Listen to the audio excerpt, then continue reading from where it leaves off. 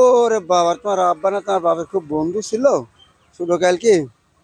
যাক বাবু, ভোটটা আমার অমুক জায়গায় মারো। ভোট দেওয়ার সময় তো অনেক রকমের কথাই বলে, তারপরে তার কেউ খোঁজ খবর নেয় না। চেয়ারম্যান কেউ এমপি কোনো মানে খোঁজ খবর কোনোদিন দেখেও নাই।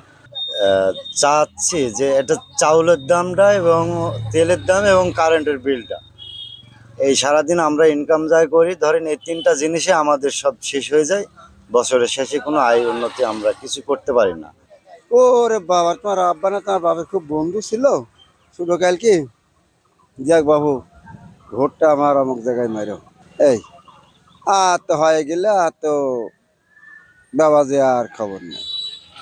নাম আবুল কাশেম, বাড়ি শিয়ালা, দৌলতপুর থানা, ইউনিয়ন বয়লি।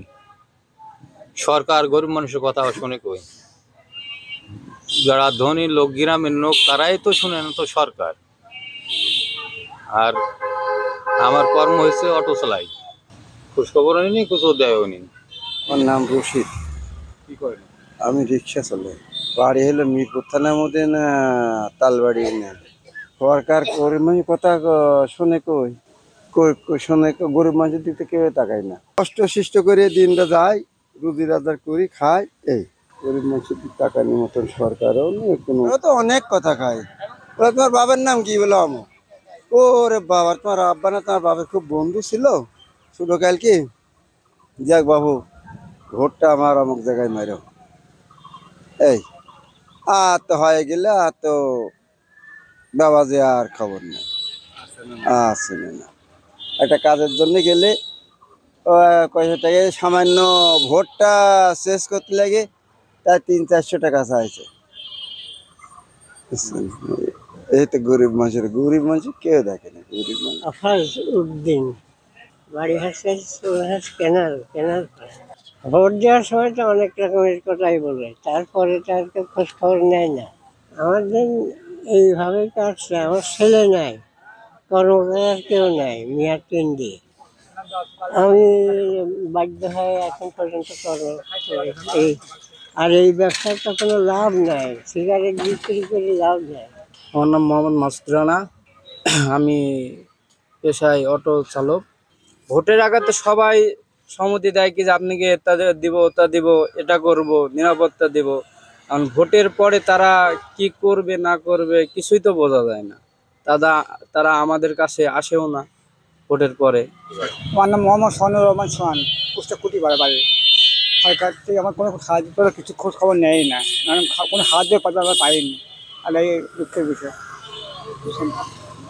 না কিছুই পাইনি, কিছুই পাইনি এই জীবনে।